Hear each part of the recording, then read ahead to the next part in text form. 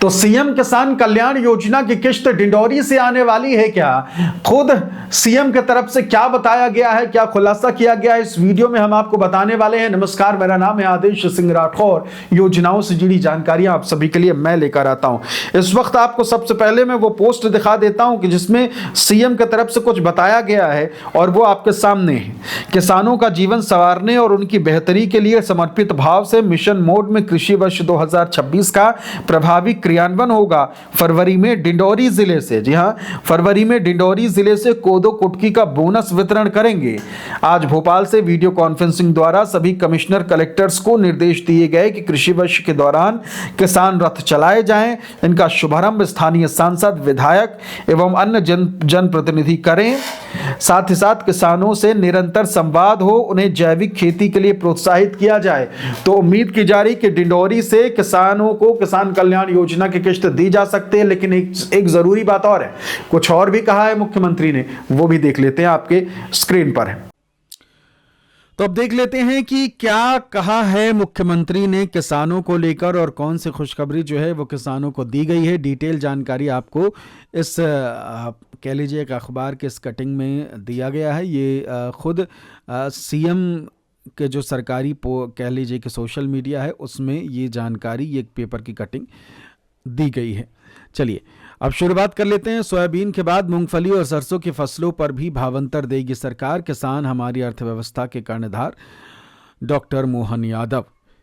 विशेष संवाददाता भोपाल। प्रदेश में मूंगफली और सरसों की फसल उगाने वाले किसानों को राज्य सरकार भावांतर भुगतान के दायरे में लाएगी। ये घोषणा गुरुवार को मुख्यमंत्री मोहन यादव ने की। उन्होंने कहा कि सोयाबीन की तरह ही इन फसलों के उत्पादक किसानों को भी फसल का उचित और पूरा दाम सुनिश्चित किया जाएगा, क्योंकि किसान हमारी संस्कृति और अर्थव्यवस्था के कर्णधार हैं। डॉक्टर यादव ने कहा, मंदसौर के मल्हारगढ़ में अन्नदाता सम्मान समारोह को संबोधित कर रहे थे। इस मौके पर उन्होंने सोयाबीन भावांतर भुगतान योजना की अंतिम किस्त के रूप में प्रदेश के 1,17,000 किसानों के खातों में लगभग 200 करोड़ रुपए अंतरित किए। सीएम ने कहा कि किसान हमारे अन्नदाता हैं, इन्हें कोई भी परेशानी हो, कठिनाई हो तो हमारी सरकार किसानों का संबल और इनकी ढाल बनकर हमेशा खड़ी रहेगी।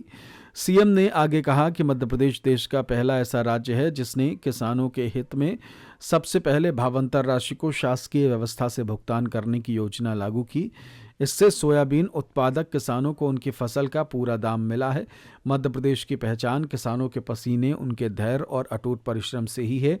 हम हर अन्नदाता को उसकी मेहनत का पूरा दाम दिलाएंगे। उन्होंने कहा कि राज्य सरकार ने कृषक कल्याण वर्ष 2026 में किसानों को कृषि आधारित उद्योगों और खाद्य प्रसंस्करण से उपज में वैल्यू एडिशन करने से जोड़ा है। अब हमारे प्रदेश का किसान खुद अपनी उपज की प्रोसेसिंग करेगा, जिससे उसे उसकी उपज का भरपूर दाम मिलेगा। राज्य सरकार किसानों की आय बढ़ाते हुए उनकी समृद्धि में कोई कमी नहीं रहने देगी।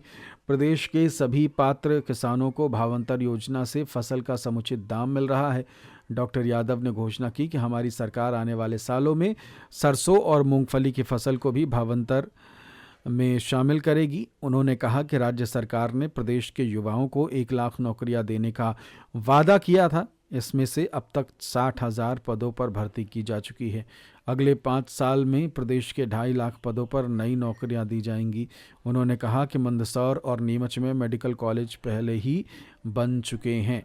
फाइनल ये कह लीजिए कि अब नजर आ रहा है कि फरवरी महीने में डिंडोरी से आपको सीएम किसान कल्याण योजना की किश्त दी जा सकती है, उम्मीद की जा रही है। एक्सपर्ट्स भी कह रहे हैं। बाकी आधिकारिक घोषणा का इंतजार है। जैसे ही आधिकारिक घोषणा हो जाएगी तो ये मान लीजिए कि सब कुछ फाइनल हो जाएगा। फिलहाल ये अनुमान है। चैनल को सब्सक्राइब जरूर कर लीजिए। नमस्कार।